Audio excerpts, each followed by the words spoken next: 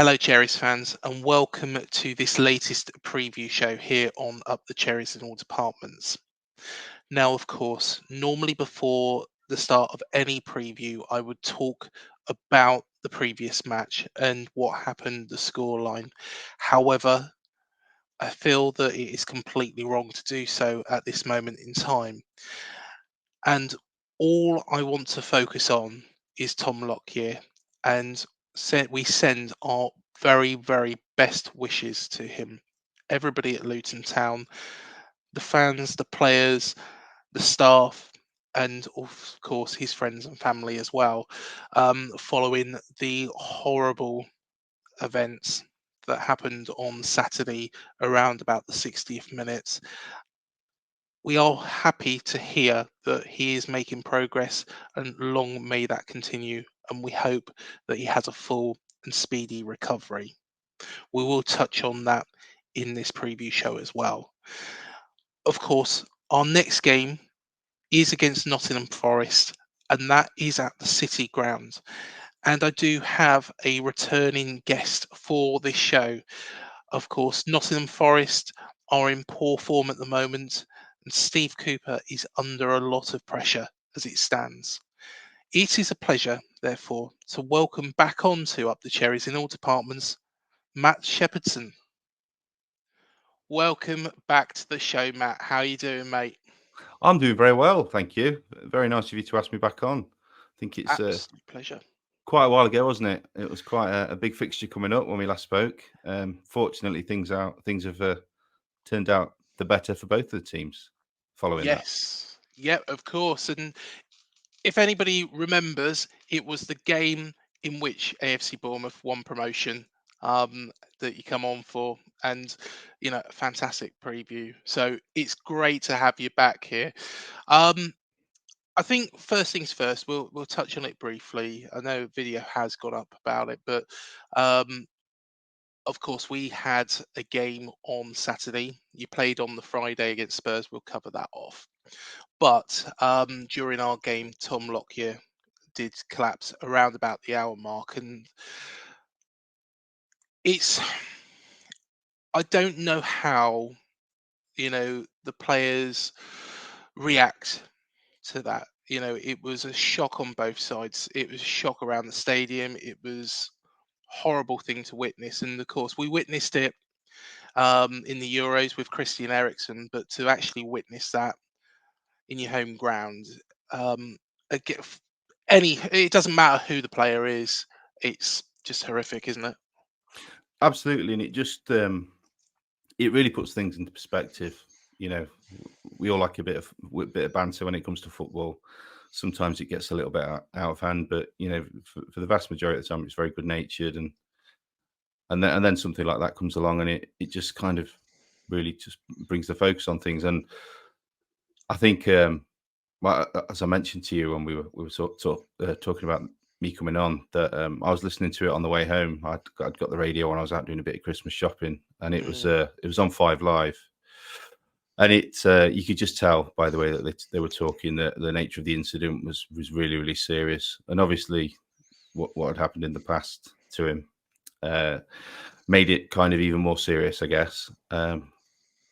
But I mean, it's very, very difficult. What do you say? I mean, from all the reports I've seen, it sounds like he's making a good recovery, and the signs are positive. But you don't know. But it's it's a man with a family and things like that, and it's just it really does bring things into perspective, doesn't it? Yeah, most definitely. And I know that there has been a video as well that's gone up about this, but Tom, from everybody here, we do wish you the very, very best and speedy recovery. And thoughts are with your family, friends, and everybody at Luton Town. So, hopefully, fingers crossed, you'll be out of hospital soon and back to full fitness. Let's talk about Forest, and of course, you played on the Friday night, and to be honest, I watched that game and I thought you played well. I thought you played well. Yeah, the first half in particular, it was quite. I think the way that we set up against a Mm, team like that, we seem to do better against teams like that press quite high. I think Yeah, Cooper knows how to set a team up to absorb pressure, which when we've done well, both last season and this season, the kind of fewer occasions this season, but it does seem to be we cope better with teams like that press high. We absorb it and hope for them to make a mistake, and we were doing really well. It's kind of we just seem to have this knack at the moment of conceding goals at really bad times, and it just came at completely the wrong time for us right before half time. And I think the second half it was a little bit more. I don't think we were in it as much. Another bad error from the goalkeeper, and yeah, it was disappointing. Now, I've got to admit, just based upon the way that we've been playing and past results, I can't say that I was that optimistic about it. But yeah, I was pleasantly surprised. I mean, the effort and the determination and the grit and things like that. The things that the prerequisites, if you like, they were there, which was encouraging considering the situation and all the rumours that have been circulating. yeah. So that was encouraging. But yeah, it was always going to be a difficult night. I wasn't too disheartened by the performance. So, but it's never nice to lose, obviously. But they're a very good side, aren't they? I mean, he's got them drilled really, really well. They had that little blip in form, but they seem to have sorted that out.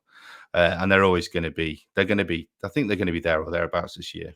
No, good side, very good side, and they're even even under strength, they're a very good side. So, Well, Matt, we'll go back a couple of weeks before that though, and the game that really did, I think, put Cooper under spotlight, nationally. I know that there was questions beforehand about his job, but that 5-0 defeat at Fulham, and I guess the Wolves game, kind of kept him alive for another week.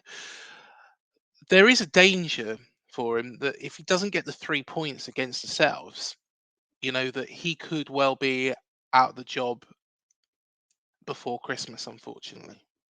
yeah, I think that threat's there regardless of the result, which sounds quite Mhm. strange to say, but I think if a better alternative was available to the chairman, I've got a Yeah, funny feeling that he would go for it. He's been under pressure before. It feels a little bit different this time. I think this time last season, well, yeah, it was about the sort of time last season when the pressure was on him. The support from the supporters was kind of unequivocal. That does seem to have changed slightly. I'm still very much. I'd like him to stay in the job. I think he's got it. He's proved that he's got it within him to turn yeah, around. But yeah, there's definitely been a bit of a sea change, and that performance, the Fulham one, was it's the first time that I've watched us play where it felt like there was a lack of belief or a real. I don't want to say players didn't feel like they were playing for him because I don't know if yeah. that's ever the case. I think it's more a confidence thing, and when you're not playing well, when you're conceding goals, it's very very difficult. But Mhm. it felt different that defeat to any other defeat that I've seen Yeah, before under Cooper, um, and it was very very interesting that then for the Wolves result, he completely changed the team. He went back to people that he knew he could trust. Brought in some of the people that haven't featured quite as much, so like your Czech Coates and people like that, and changed the formation, changed us more kind of to set up how we've played and when we've got results last season. mhm, And it kind of did the job. We played very, very well. Because Wolves are very, very good at home. They're a good side, particularly at home. So yeah, it was kind of interesting, really. But to me, it kind of said that he knows how to change it. He knows what he needs to do. Um, so it's a very very tricky one. That Fulham result, wouldn't have been surprised if he'd gone after that because it did really feel very very negative. It was not a good performance. There were yeah. certain players on there that I was not impressed with at all. That did actually look like they'd just given up, which you don't want to say, but it did feel a bit like that. But then he did bring in players that, again, like I've said, we've not seen that much of this season, but came in and really, really did do a job. So, yeah, we'll have to see. It was understood as well that Marinakis threw down his press pass, believe it or not, I saw after that. that Yeah, Fulham yeah, game. It was going round on social media. The thing is there's two ways I look at this. Steve Cooper did a great job of getting Nottingham Forest. From let's be honest, when he took over, Forest were in the relegation zone, in the Championship, managed to get you promoted and keep you in the Premier League. But there is also the spin side that Marinakis has thrown so much money at the side that maybe Cooper's just not got the best out of these players. What side do you fall on, do you think? It's difficult because, I mean, Marinakis, I personally believe Marinakis deserves as much praise as Cooper Yeah. because he's backed him to the hill. He's, and we get a lot of people questioning his kind of what he's done and decisions he's made. But when it's come to Cooper, he's been consistent. Yeah. I know he's been a bit more trigger happy with his side in Greece with Olympiacos and things like that. But so it kind of suggests that he has got that a little bit of volatility when it comes to managers. But when it comes to Cooper, that's not been the case. But when we came up last season, we had a very depleted squad, players out of contracts. We were put into an unexpected scenario by being promoted. So there was always going to be an influx of players. The amount was quite surprising, I think, to a lot of people. And I think it exceeded what many of us thought. But it was kind of out of necessity. And it worked. At the end of the day, it kept us up. It was getting a little bit close, but it certainly worked. But now, again, this time we've had not as much, but a similar change in terms of the squad, and it's kind of being expected to do the same thing again with the same players. And we've lost. I mean, we've lost Brennan Johnson, who we miss him. I don't think a lot of fans want to acknowledge it, but we do. He's quality, absolute quality player. You're going to have to look what he's doing now. So the goalkeeper situation is a major concern. We've got two goalkeepers. We don't really know who's first choice. He's changed it. He's had to change it back, and he might change it back again. So, which for any team, if you've not got confidence in the goalkeeper, that breeds throughout the side. So that's a big concern. So there's just kind of a number of factors at play, and the kind of player. I think, for me, the major issue is that we've got. Cooper's got he wants to play a certain type of football, probably quite similar to Areola, more fluid, more attacking, more expansive kind of football. Yeah. But he's not been able to do that because you go out and try to do that in the Premier League, you can get absolutely smashed. And if it doesn't work, I mean, it took you a while to get that style of playing into the side, but now it's obviously reaping the rewards.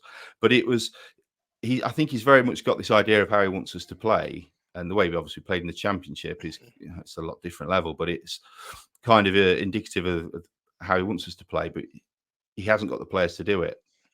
So we got our best results last season by playing a more defensive style, hoping the other team absorb a bit of pressure, hoping the team made a mistake, would pick it up and capitalize on that. And it worked in very, very key games. So we've brought in some players they've got obvious potential and quality, but it's just not quite gone right.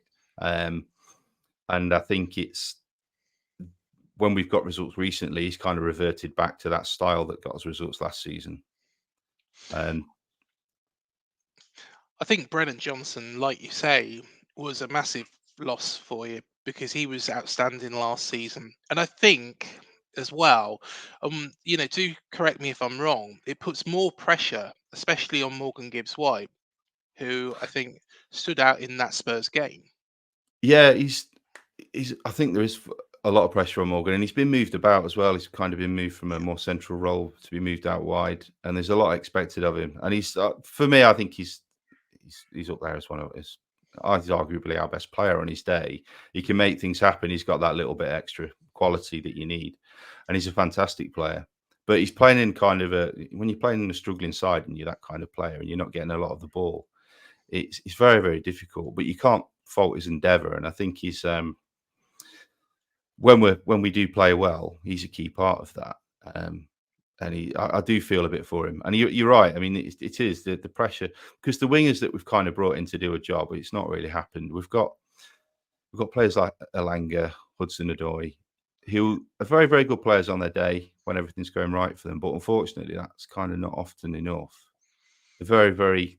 I mean, the amount of times Elanga's getting caught offside is is crazy.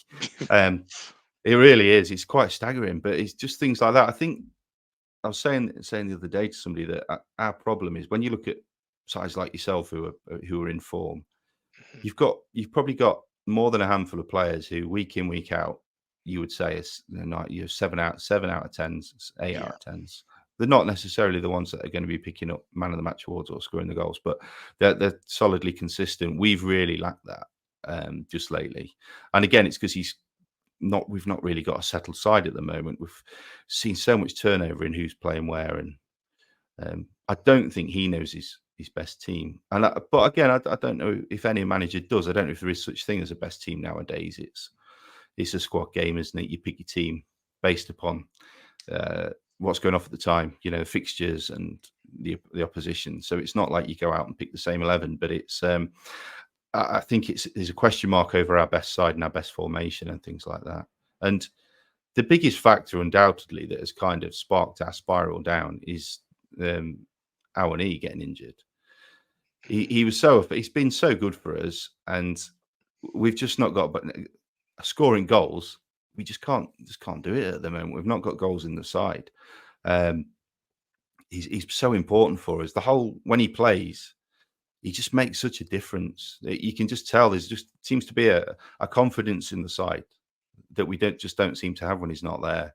He's an excellent player.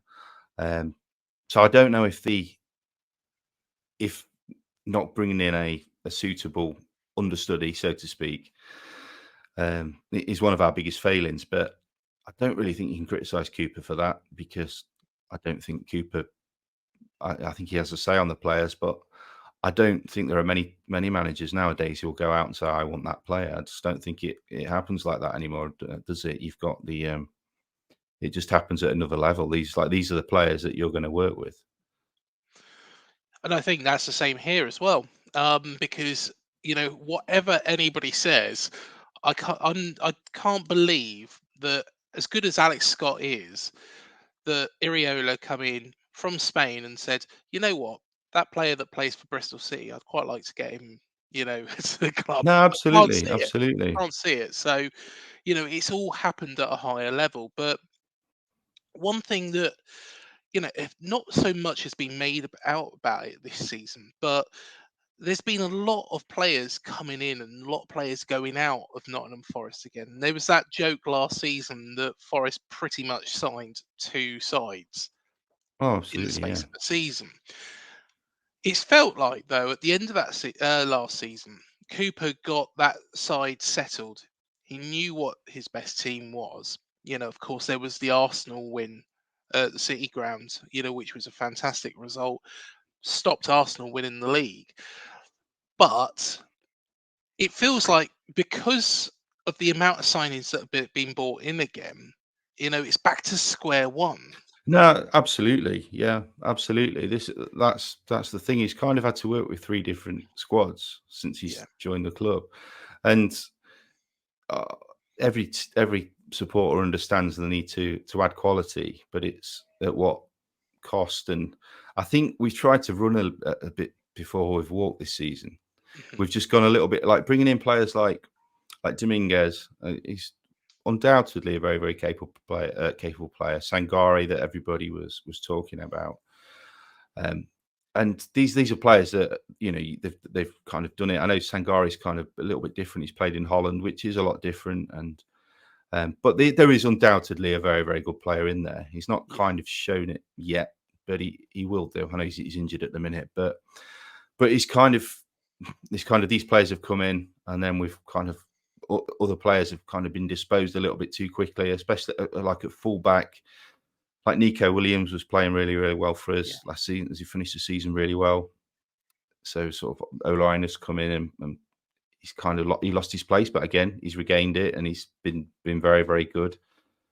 So I don't know if there's just been this pressure to maybe introduce them a little bit sooner than we would like to, or just I don't know if this is Cooper or if it's coming from above that we're expected to be making progress at a more kind of unrealistic rate, maybe. I don't know, but it does seem to be happening a little bit too fast. And we started the season, quite well. We had really, really difficult fixtures. We didn't necessarily get the points that I don't think anybody expected anything, really, just when you looked at the kind of the talk amongst the supporters was that, this is really difficult. This is going to be a really, really difficult time for Cooper, but he more than came through that because the performances were very, very good. But obviously then sort of get to the end of the transfer window and we've kind of tried to embed all these new players and it's not quite gone as well as I think a lot would have expect. And for me personally, I just think it's a little bit too much too soon. There's a lot. I think we've kind of we've tried to move out players that you know what you're going to get for something that you might get, and it's a very, very unforgiving league, as we know, and that's kind of proven to be the case.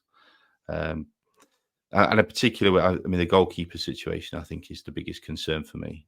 We had Dean Henderson, who obviously started with Dean Henderson last season, and we finished with Navas. And although Navas made a few mistakes, and goalkeepers obviously get highlighted for their mistakes, but he made fewer mistakes than Turner's made in far fewer games. So it's that's a real concern for me. They always talk about the spine of the team, don't they? And we don't have that at the minute. We've kind of got a midfield that you couldn't necessarily predict, other than I think Mangala at the moment. We've not got a recognised striker. We've got recognised strikers. We've not got recognised goal scorers who we could expect to go out and score a goal. We've not got a goalkeeper, but I mean, centre back, we're not too bad. We've obviously got Murillo, who's come in and been an absolute revelation, but he is kind of the only one I think who's really, really hit the ground running. One thing I want to bring up as well with you, because as you probably know, AFC Bournemouth's chairman, Bill Foley, has been buying out. So he's already got a percentage stake in Lorient. You know where I'm going with this. Yep. He started a new club in Auckland. He's looking at buying Hibs. There's a club in Belgium. I can't remember the name of it. It escapes me at the moment. But he's buying all these clubs. Now, Marinakis has got a very similar sort of setup, hasn't he, really? But especially with Olympiacos. And I've noticed 3 players have gone out on loan to Olympiacos. Is that because they're not good enough for Forest? Is it because Omar Richards, I understand, was a fairly decent player? He's gone out on loan. Is it because they've not performed for Forest, or is it a case that Marinakis is giving them game time to strengthen them ready to come into the Forest team? I must admit, it's a bit of a mystery, because you've got. I think it was kind of envisaged that they would go out to Greece, some players that weren't quite at the grade, get a little bit better and come back.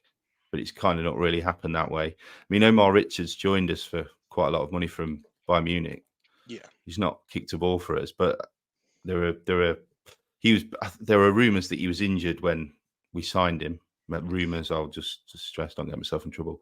That he was injured when we actually signed him, but it wasn't picked up on the medical. Yeah. Because I think he came on for them for Olympiacos the other night, and that's the first time he's played any competitive football in about 2 years. And he was a really, really promising player.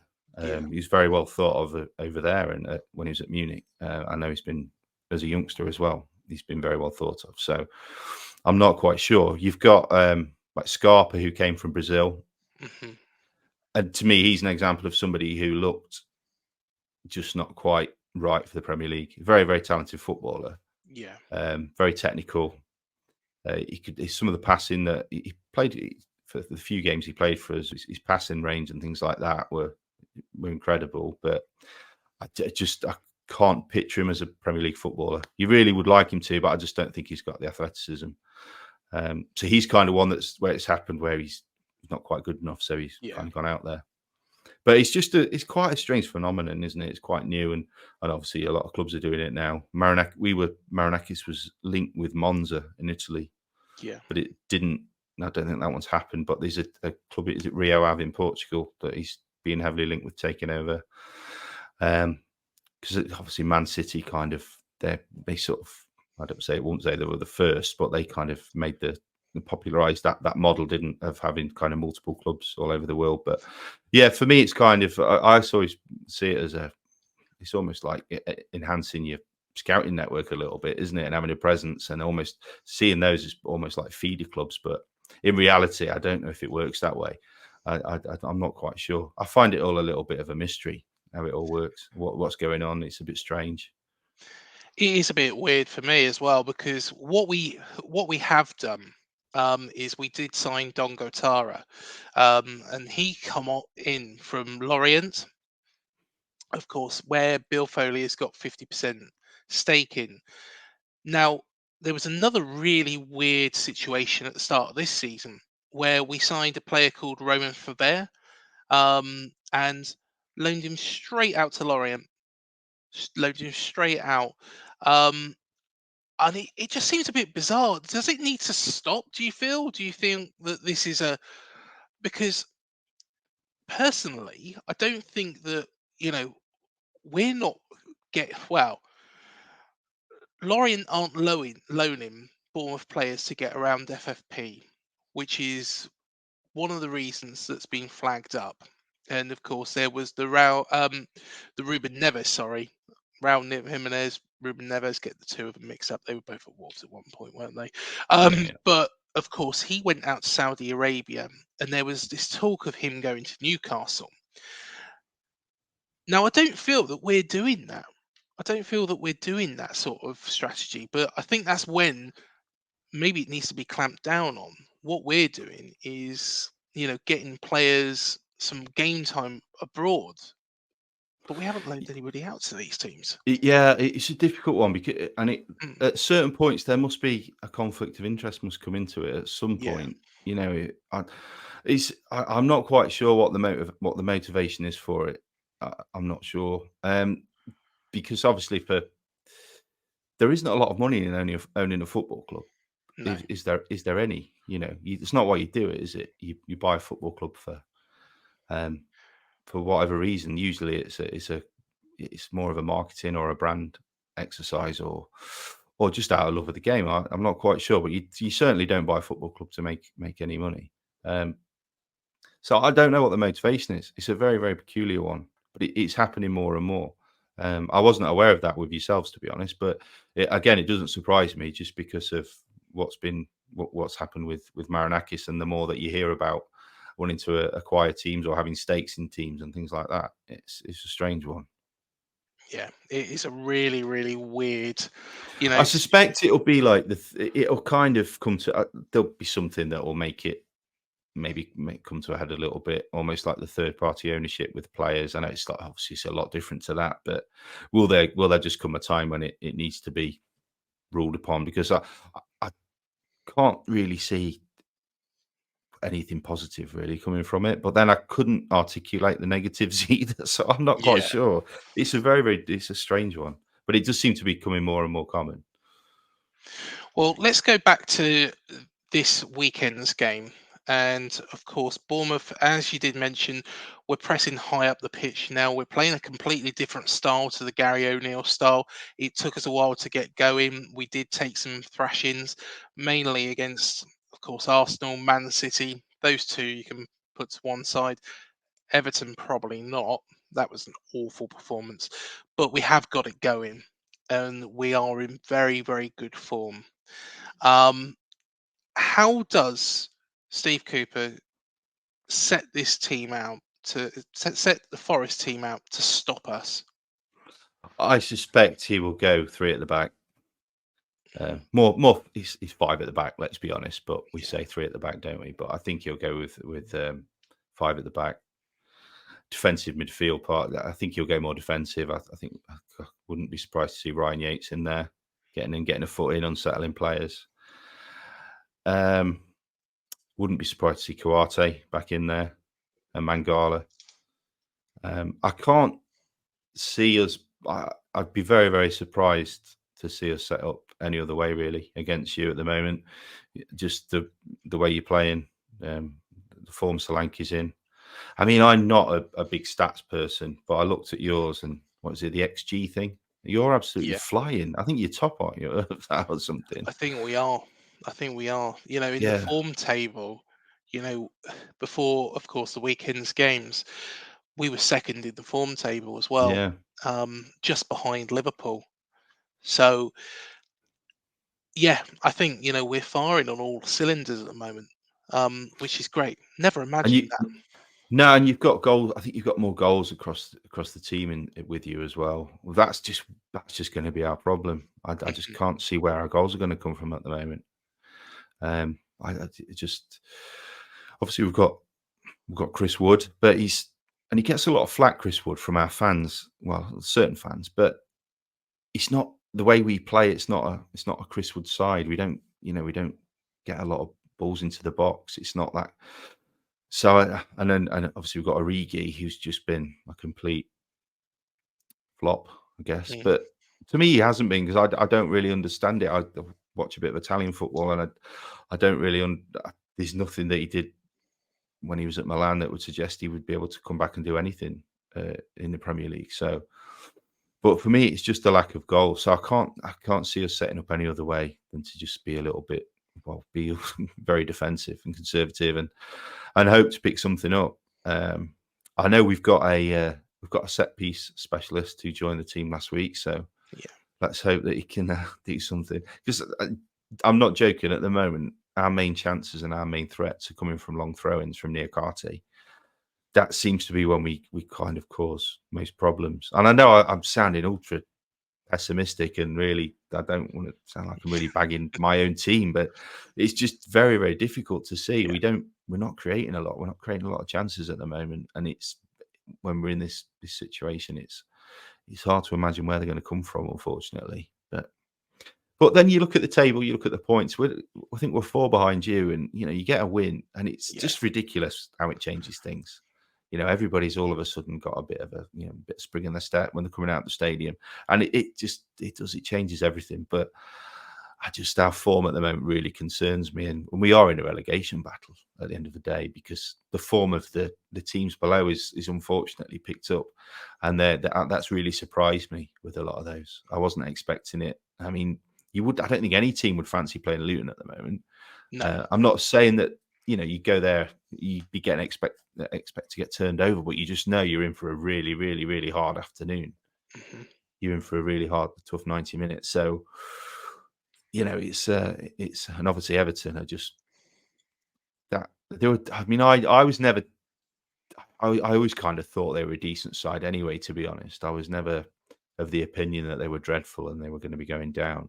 But that points deduction seems to have solidified them, a bit more, and they just look a very, very solid side. Sean Dyche side, as you'd expect to see, but yeah, we're kind of fortunate, really, with the form that we're in that those teams did get off to such a bad start, but that you look at the way that they're playing at the moment and some of their results, and we've not got much breathing space, so we really do need to do something. I don't know what potentially got January. We've got the January transfer window to potentially bring players in, but people are saying, "Oh, we need to get a striker in January and go out and buy a striker." But how many strikers are available in January that you can go out and are going to get you Well, 10, yeah. 15 goals? People mention it like it's the easiest thing in the world, but it's just not how it works, is it?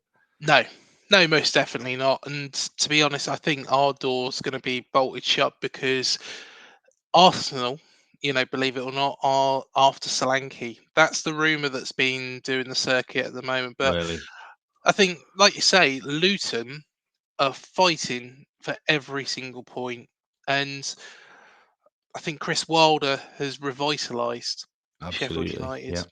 Burnley have got it a little bit together, but I still think, I think out of the three, I think they're the one that you would say, I can't see them really doing anything. no. I think with Sheffield United, it might drop off. I don't know if they've got the kind of quality in depth that other sides have. Yeah. And I don't know if they've got the quality in the first 11. You look at the sort of strikers that they've got. Mm. I mean, I've never really rated McBurney at all, but he seems to be playing. I just can't see them. I don't know. He might drop off, but you never know because, like you say, he's certainly galvanised them. But Yeah. yeah, I think Luton, they've surprised me the most, and it is, you just know you're in for a really torrid, tough afternoon, and they're going to be fighting for everything, and they're going to be difficult proposition for anyone. I think, like I say, you wouldn't necessarily expect to get turned over, but you're in for a really, really hard afternoon. And Matt, we speak quite a bit on Twitter or X or whatever we call it nowadays. You've always said Phil Billing is a player that, you don't really want to see coming up against Nottingham Forest. And if he was available, you'd like to see him in a Forest shirt. He's in Always, good he's one form. of the my lads, my two boys are massive football fans now, Yeah. Forest fans, and they're always coming up with the hypothetical questions. Who could you sign? And obviously, they expect me to say somebody, somebody ridiculous that we can't get, like Harry Kane or something like that. Jude Bellingham.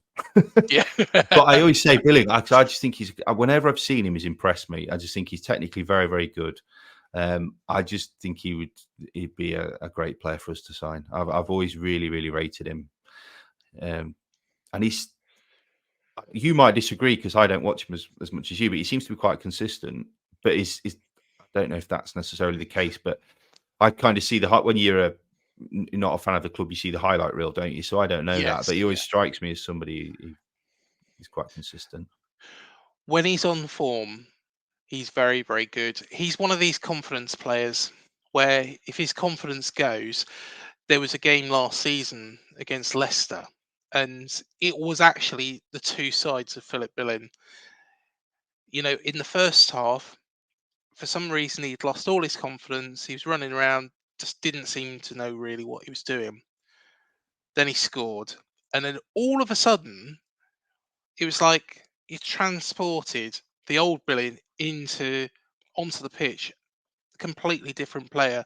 So I think once his confidence is up, which it is at the moment, and he's getting a good run of games, and I think because Iriola has dropped him for a couple of games and then brought him back into the team, I think once he's managed right, which maybe Scott Parker didn't do so much, but when he's managed right, you know, he's a fantastic player and consistent, like you say. Mm. It's the only concern is when that confidence dips and how quickly he can get it back. Luckily in that Leicester game, he was in the right place at the right time to get that goal and then regain that confidence, and it just seemed to lift him completely. He's one Yeah, of those players. But I think it is nowadays that's when you're a player at that level, you've got the technical, the physical fitness, those attributes. It is the psychological thing that really comes into it more than yeah, anything now, and the best managers are those that can do that um, and get it out of players consistently. And it looks like it's been a really good fit for him at your place. So no, I've always rated him really, really highly. He's a very, very good player. Obviously, my Forest crush was Steve Cook. I think when we got yeah. yeah, fell in love with Steve Cook, fantastic player. But yeah, Billing would be a definite, very welcome addition. And I know it's not going to happen, but he's always on my list of my transfer wish list. Cookie, well, is doing a decent job at QPR, I believe now. It started to pick up. I haven't Yeah, looked they at were the in dire straits, weren't they? And they've just had this really good run of form. And I see, I check the team and see he's doing really well. But he's class. He was absolute class for us. He Yeah. really, I know we said before, but he really established himself as a big fan favourite. He was a cracking player for us. Really key part of that promotion side. Made a huge difference to us when he came in. Really did. And when I look back at it, there was a game against Fulham where, he dived down and put his body in the line and effectively it hit him square on in the face. Yeah, yeah, And yeah. you just thought, he's doing that. He knew at that time because, of course, I did the interview literally, I think it was about a week before that with Steve Cook. And at that time, and somebody else picked it up, I can say it now because, of course, Steve's not here and he's not at Forest anymore. But he did turn round, and I asked him about celebrations on the beach. Can we win the title and that sort of thing? And he said, "Yeah, but and it was something along the lines that he wasn't going to be there." And I didn't pick up on it when I was doing the editing or doing the show with him. It was actually somebody in the comments and said, "Ah, he's off. He's Yeah, right. definitely off." So he knew at that point, Yeah. Um, but yeah, he's a credit to himself, and I tell you Yeah, I what, mean, it's a brilliant shame player. that I don't know how it's obviously with yourselves and then with us, we've kind of got to the Premier League and it's just not, he's just not quite had it. But Mm, I don't know. It's difficult because you don't want to say, well, he's not good enough because I don't know. But obviously that's sort of deemed to be the case. But he's exceptional. He's proved himself to be exceptional at Championship level. And yeah, a great servant, just a great chap, just again all round kind of nice guy, isn't he? yeah, he was a good player in the Premier League for 5 years. I think maybe his pace just let him Yeah, down a yeah. little bit. I Obviously, think. before what kind of when he sort of dropped down again. Yeah. Yeah, yeah. But he's always got an opportunity to fall back on being a goalkeeper as well. If you've ever seen the Norwich where he dived and Oh yeah, yeah, yeah. And then tried to completely deny it. Yeah, most yeah, obvious thing in the world, wasn't it? Yeah, I absolutely remember that love one. that. Yeah, you know, do you know what? I've had a laugh with him about that previously. So yeah, you know, to be honest, he finds the funny side of it now. Probably didn't at the time, but yeah, I'm sure Eddie Yeah, probably gave definitely him a got a bit of stick bollocking. for it. Yeah. Well, Matt, we do this with everybody, as you know. We predict how the game's going to go. So, Forest not in good form, Bournemouth in good form. How is it going to go? I will go for a 1-1. I just think it the fixture, the timing of the fixture, it's very, very. I know it should make any difference, but it's close to Christmas. There's going to be a very, very good atmosphere. People are Yeah, going to be in that kind of. It's going to be quite a unique atmosphere. The atmosphere at the City Ground has kind of been a bit hit and miss this season, second season syndrome. But I've got a feeling it'll be very, very good. And I've just got a funny feeling we might get a point. I'd be very happy with a point with the form we're in and the form you're in. I'd absolutely love us to win. Don't get me wrong, but I just can't. I've got to be realistic. I've got to be honest, Matt. I think it's always one of those games where, a team goes into it in good form, a team goes into it in poor form. You've got enough quality about you to do some real damage. I think I've got to agree with you. I think, it's probably going to end in a draw. Um, of course, the players I think will give everything for Steve Cooper. There is no sign that, the players have stopped or he's lost a changing room. There's no signs of that whatsoever. So I think they will give everything they can for him to keep him in that job. We're in good form though, like I say, and I think I think your mate Phil Bill will probably pop up with the He goal. seems to do well against us. He Yeah, does seem to do well against us. It wouldn't surprise me. it's probably one of well, Forest has got to be his favourite side to play against. Well, your like head-to-head record against us is Yeah. very good, unfortunately. Yes. Um, but we've not played each other that much, so it's got to, the tide's got to turn eventually. I just think it's being honest. I just think that the form we're in at the moment and the pressure that's on us, and just our lack of a recognised, somebody's put it in the net at the moment, and lack of goal threat. I just can't see it being anything more than that. So just my head says 1-1. My heart obviously says I'd love us to win, but I just yeah, realistic 1-1. I think. I believe it. If I'm right in thinking, I believe that our form at the City Ground is better than it is at Dean Court against Nottingham Forest. Yeah, I mean we had that one last season, didn't we, where we threw it Yeah. away, and we've had sort of similar this season against Luton, where we were winning 2-0 and we made some strange changes and it ended up 2-2. But yeah, that was kind of always cited last season, that against you and against Fulham, we were leading and then we kind of threw it away. So that was one of those games last season that kind of really made us get nervous. So I'm hoping it won't be one of those. But yeah, we'll have to see. But yeah, your form is very good against us. Very good. I think, it will end in a draw. I think they will do everything they can for Steve Cooper, and rightly so. And I think Forest, honestly, mate, I think you've got enough to keep yourself afloat. There is no doubt in my mind that you'll be safe at the end of the season. Yeah, I hope so. The kind of one thing I'm a big, as I mentioned, I'm a massive Steve Cooper fan, and I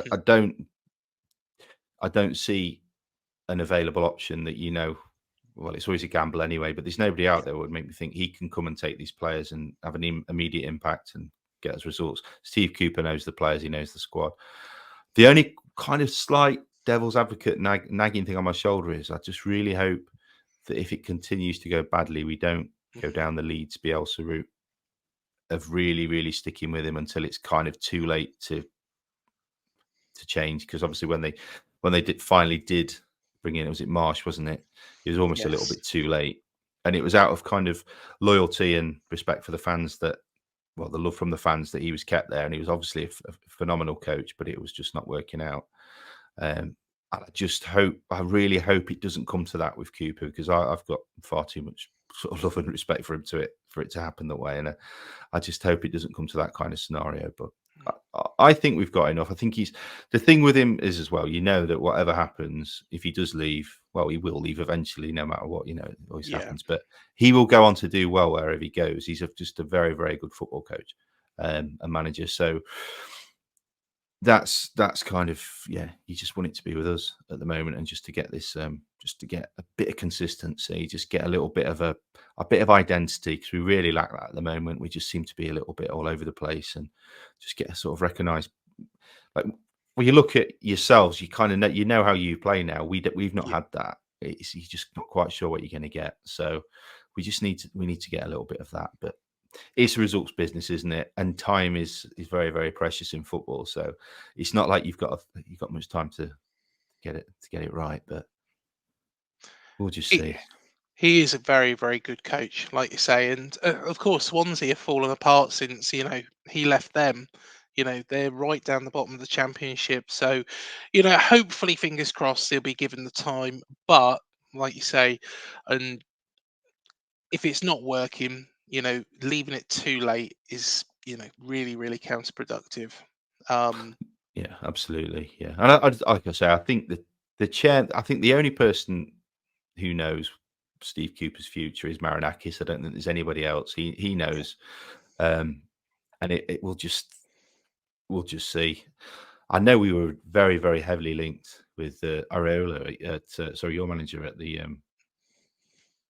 before he came to. There was a point when Cooper was rumoured to go, and I know he's very, very heavily linked from quite a good source at the club. And that's not me with inside knowledge. I think it was Darren Fletcher, BT Sport, who said it on a Forest podcast I was listening to.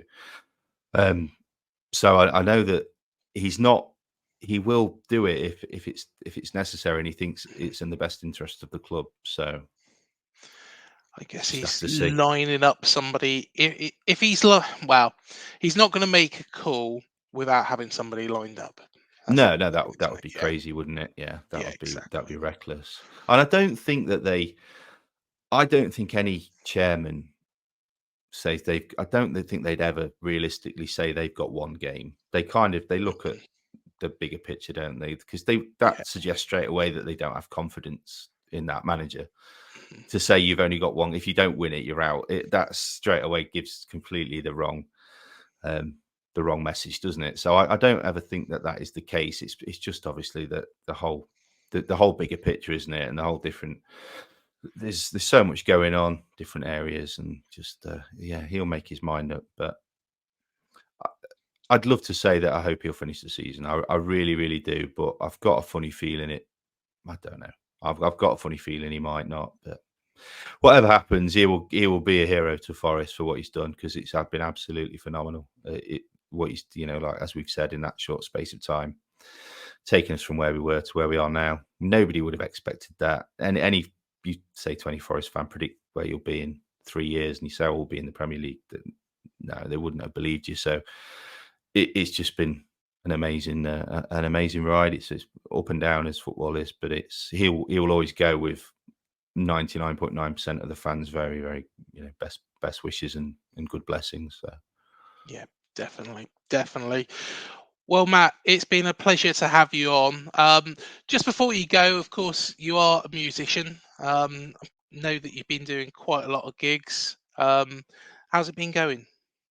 Yeah, it's been good. I've been sort of keeping myself busy. I don't do as much now as I once did, just through work, and I'm a bit more selective about what I do. So I've been trying to work on my own. I write my own stuff, so I've been trying to work on that and get that recorded. But I still, 2 or 3 times a month, I'm out and about singing. So and obviously Christmas, I've got a fair few coming up. So yeah, it's been good. It's changed massively since COVID. I think anybody who kind of works in performing will tell you that venues and things like that. It's just not the same anymore because people. I don't know if it's just changed people's habits of how they go out and stuff like that. But yeah, I do enough to keep me happy and to keep at it, and I still enjoy it. So it's nice to do while I still can.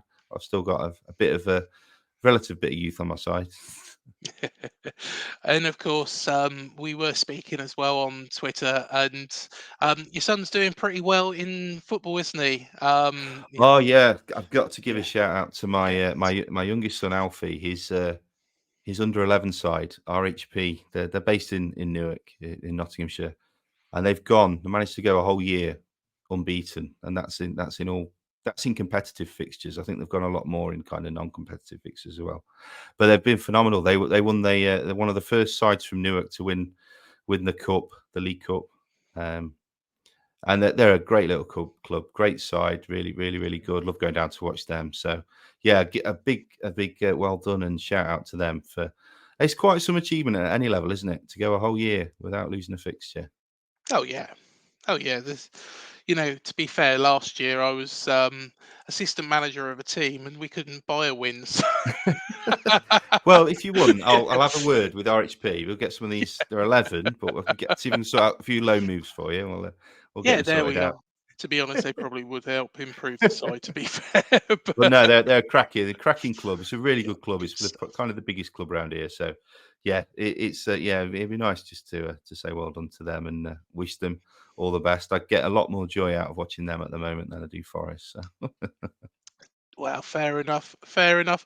And long may it continue. 2 years unbeaten, yeah, you top of the never know. league, I'm sure. Let's Winning see. everything. Um, it's a dream, isn't it? To be that Marinakis. age again, eh? Yeah, it's a dream, for everybody. Could we one day do Aston Villa one of our sides? You know, Well, you never know. You never know. I think so. The potential's there. yeah, yeah. I think Potential's there. by the right players, it all has to come together at one go, doesn't it? Really, but Yeah, but you look at teams like Villa, and they weren't sort of too far away from where. Well, I can't really say us at the moment, but mm, they were struggling not too long ago. So a couple of seasons back, or even last season, they were not in the yeah, best form. yeah, they were So in it terrible form. doesn't. It's just it- you know small changes, progressive changes, the right changes.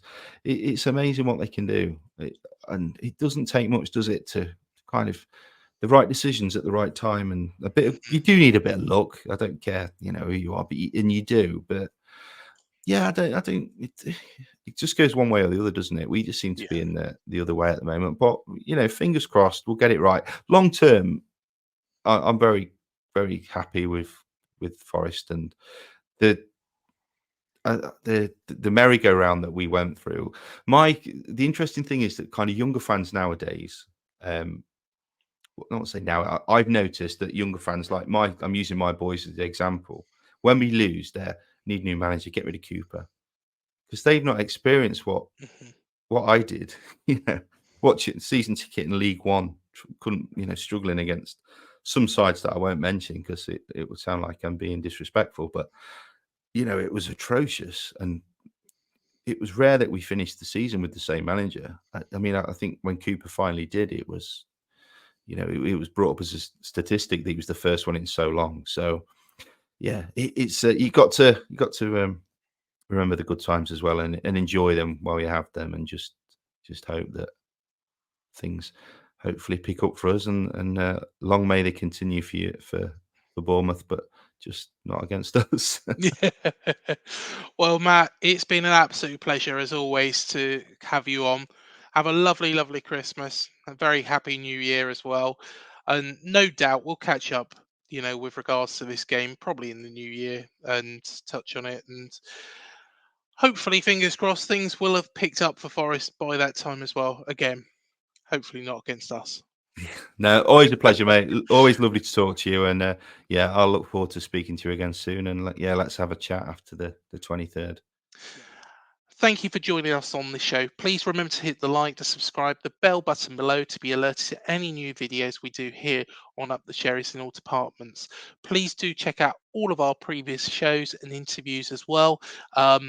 Also, do check out our interviews with Professor Brian Cox, Nick Owen. There's lots and lots and lots of content on here, so please do check it all out. Until the next one, have a lovely Christmas, and we'll see you for the Fulham game.